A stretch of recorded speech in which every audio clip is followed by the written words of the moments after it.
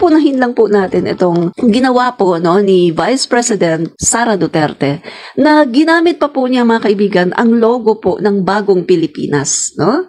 Ginamit po niya ang logo ng Bagong Pilipinas para lamang po magbigay ng official statement na kinokondena niya yung ginawa po ng ating kapulisan doon po sa pagre-raid. No? So, ayun mga kaibigan, ito pong si Vice President Sara Duterte ay ginamit po niya yung logo po ng Bagong Pilipinas.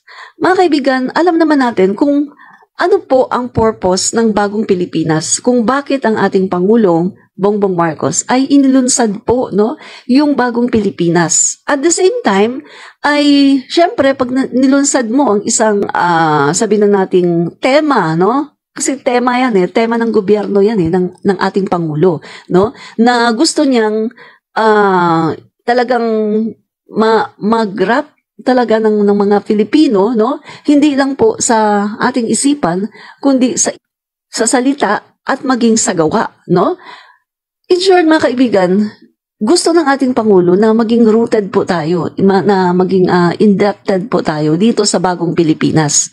So sa pamagitan po itong Bagong Pilipinas na tema ng gobyerno ng ating Pangulo, gustong ipaalam ng ating Pangulo sa taong bayan na hey, ito na tayo, Bagong Pilipinas. Natatandaan niyo mga kaibigan nung Bagong Pilipinas kick-off rally na pumunta nga tayo doon, di ba? Ang Pangulo natin, meron siyang sinasabi doon na mga ilang puntos tungkol sa Bagong Pilipinas. At kasama na doon mga kababayan, yung sinabi ng Pangulo natin na bawal ang maghari-harian sa Bagong Pilipinas. Alam naman natin mga kaibigan, in the past administration, na talagang naghari-harian po ang mga Duterte. Naghari-harian po ang otoridad, na inaalaw po, kasi yun ang mandato ni Duterte, na kapag, kita nyo naman, di ba? 30K, tukhang po, So, kasama na po dyan yung mga collateral damage. So, kung titingnan po natin yung past administration, eto po yung kanilang naging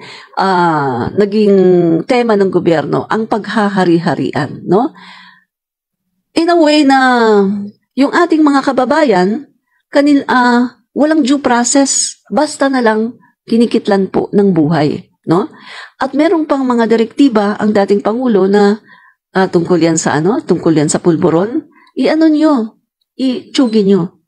Walang barel. Bigyan nyo, palabanin. So in short po mga kaibigan, ganun po ang naging directive. Paghahari-harian po, At hindi lang po yan, hindi lang po dyan sa drug war, kundi maging sa mga pagdating po sa social media. Dahil alam naman po natin na sa panahon po din ni Digong ay talagang ang dami pong mga bayarang trolls. Mga kaibigan, hindi lang po sa panahon niya. Dinala din po niya yan. Maging sa panahon ngayon ng ating Pangulo Bongbong Marcos, nandyan pa rin po ang mga bayarang trolls ng mga DD sheets. Mga kaibigan, gagamitin lang natin yung konteksto, yung inilabas po ng Oxford Research, na sa kanila pong research ay kanila pong nakita doon na sa panahon pa lang, start pa lang po ng kampanya po ni Digong ay andyan na po ang pagbabayad ng $200,000